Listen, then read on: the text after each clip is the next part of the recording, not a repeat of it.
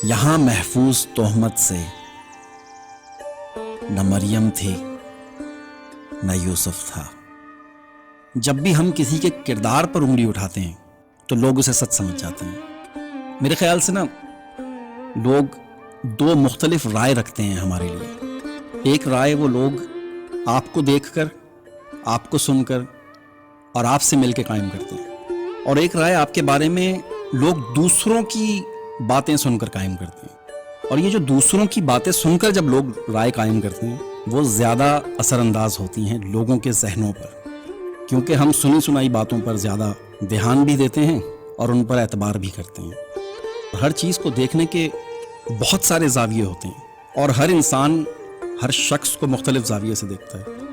میرا یہ ماننا ہے کہ آپ کسی انسان کو جتنا جانتے ہیں اس کے بارے میں صرف اتنی رائے رکھیں تو زیادہ بہتر ہے۔ دوسروں سے سن کے اس کے بارے میں رائے قائم کر لینا یہ کوئی خاص انصاف کی بات نہیں ہے، کیونکہ یہاں محفوظ تہمت سے نہ مریم تھی نہ یوسف تھا، تو پھر ہم کس کھیت کی مولیاں جی؟ جب آپ کسی سے پیچھے رہ جاتے ہیں تو پھر شیطان بھڑکا دیتا ہے، پھر جب آپ بے بس ہو جاتے ہیں تو پھر اس کے کردار پر انگلی اٹھاتے ہیں، کسی نہ کسی طریقے سے اسے بدنام کرنے کی کوشش کرتے ہیں۔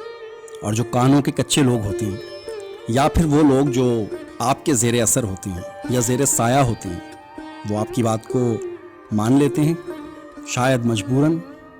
آج کل کا جو معاشرہ ہے وہ کانوں کا بڑا کچا ہے کہ یہ اتنے بڑے بڑے اسکالرز، اتنے بڑے بڑے لیکچرار، اتنے بڑے بڑے دانشور جو پیدا ہوئے ہیں، ان کی تقریریں سننے کا ہم سب کو بہت شوق ہے، کیونکہ ہم کانوں کے کچے، ہمیں اچھی لگتی ہیں باتیں، چکنی چپڑی باتیں، مزے مزے کی باتیں ہمیں بہت اچھی لگتی ہیں، کیونکہ ہم اپنے زاویے سے کسی بھی بات کو دیکھنا چاہتے ہی نہیں، ہم دوسروں کے زاویے سے دیکھنا چاہتے ہیں کہ دوسرا کیا کہہ رہا ہے۔ ابھی پچھلے دنوں میری ایک کزن کہہ رہی تھی، وہ یار میں آج کل ایک اسکالر کو سن رہی ہوں، وہ آپ کے ہم نام ہیں، وہ بڑا اچھا بولتے ہیں۔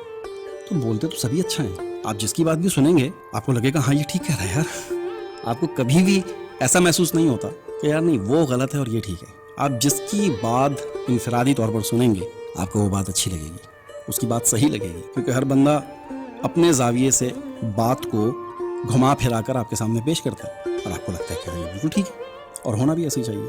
میں نہیں سمجھتا ہوں، پتہ نہیں شاید میں غلط ہوں، کہ ہمیں کسی اسکالر کی ضرورت ہے اچھائی یا برائی کو جاننے کے لیے۔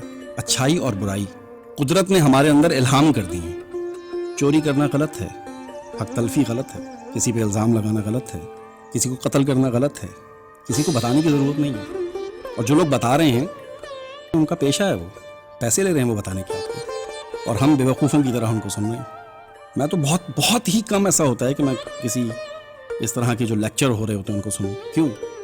میں یہ سمجھتا ہوں کہ اگر میں لوگوں کی رائے سننا شروع کر دوں گا نا تو میری اپنی جو رائے ہے اس ٹاپک پہ وہ مست ہو جائے گی، جو دوسروں کی رائے ہوتی ہے وہ اثر انداز ہو جاتی ہے آپ کی اپنی رائے پہ۔ تو اس لیے میرا ایک اپنا زاویہ ہے اور ہونا بھی چاہیے، اور اس زاویے پہ اگر میں کسی کو پرکھنا چاہتا ہوں، کسی کو دیکھنا چاہتا ہوں، کسی کے بارے میں رائے قائم کرنا چاہتا ہوں تو میری اپنی ایک رائے ہونی چاہیے ہے، میرا ایک اپنا نام ہونا چاہیے ہے۔